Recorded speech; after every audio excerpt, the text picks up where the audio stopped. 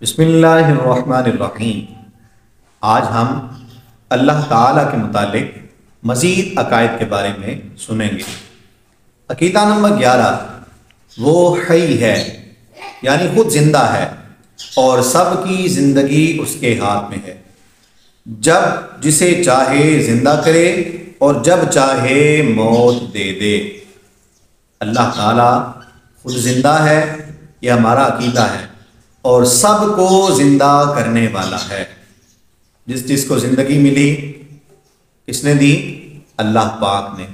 اور کیسے زندگی دی یہ بھی اللہ پاک جانتا ہے، اور کس کو کیسے دے سکتا ہے یہ بھی اللہ پاک جانتا ہے۔ جیسے آدم علیہ السلام کو اللہ پاک نے بغیر ماں باپ کے پیدا فرما دیا مٹی کے ساتھ، اور حضرت حوا کو آدم علیہ السلام کی پسلی سے نکال دیا۔ تو یہ رب تعالیٰ کی قدرت ہے اور اس کی چاہت ہے، جیسے چاہتا ہے ویسے فرماتا ہے۔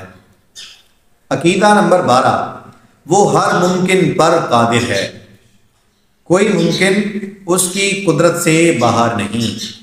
اللہ پاک ہر ممکن پر قادر ہے، جو اس کے لیے ہو سکتا ہو وہ اسی پر قادر ہے، جو ممکن ہی نہ ہو اس پر قادر نہیں ہے۔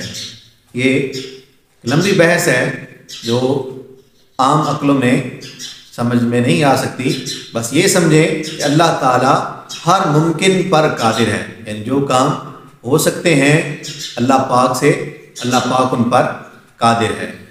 مثال کے طور پر آپ کہیں لو یہ کیا بات ہوگی؟ بات یہ ہے کہ اللہ پاک دوسرا خدا نہیں بنا سکتا، اب اس پر قادر ہی نہیں، تو بندہ کہے نہیں قادر ہے تو اب بنا ہی نہیں سکتا تو کیسے قادر ہوگا؟ تو اب دوسرا خدا ہو نہیں سکتا۔ اس طرح کی 100 زمین اللہ پاک بنا دے، 1000 بنا دے، لاکھ بنا دے، لیکن خدا بنانا یہ اللہ کے ہاتھ میں نہیں ہے۔ اللہ ایک ہے، اس نے ایک ہی رہنا ہے، دوسرا خدا نہیں ہو سکتا، بن ہی نہیں سکتا۔ اللہ بھی نہیں بنا سکتا دوسرا خدا، کیونکہ خود اسی کا شریک ہو جائے گا۔ تو یہ سمجھانے کے لیے کہ اللہ پاک ہر ممکن پر قادر ہے، جو ہو سکتا ہو اللہ پاک اس پر قادر ہے، جو ہو نہیں سکتا اس پر قادر نہیں ہے۔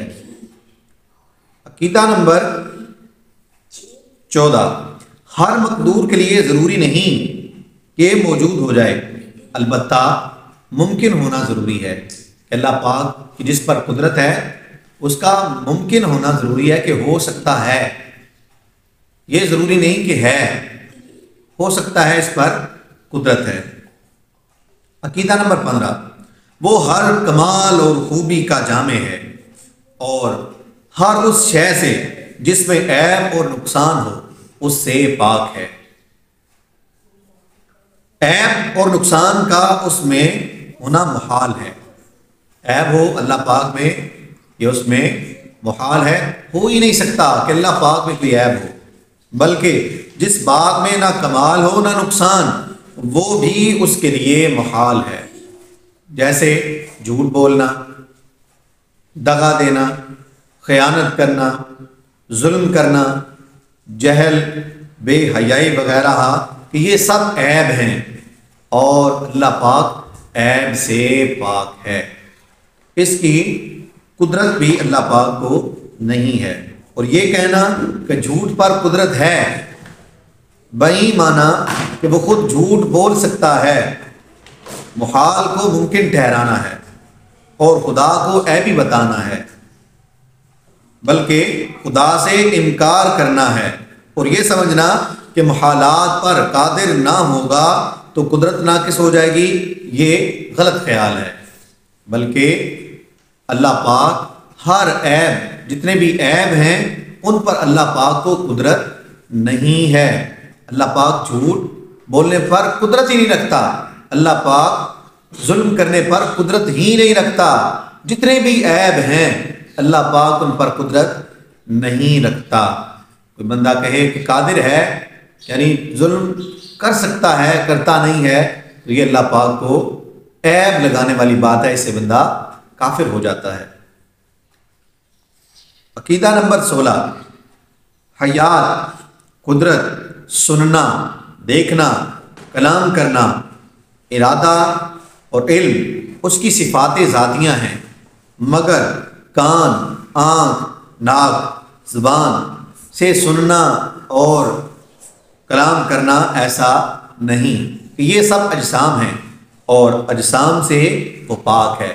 اللہ پاک کا کوئی جسم نہیں ہے، وہ ہر پست سے پست آواز بھی سنتا ہے، ہر باریک سے باریک چیز بھی دیکھتا ہے، لیکن آنکھ سے نہیں۔ اللہ پاک کی جس طرح ہماری آنکھیں ہیں، اللہ پاک کی اس طرح آنکھیں نہیں، اس طرح کان نہیں، اس طرح جسم نہیں ہے۔ اللہ پاک جسم سے پاک ہے۔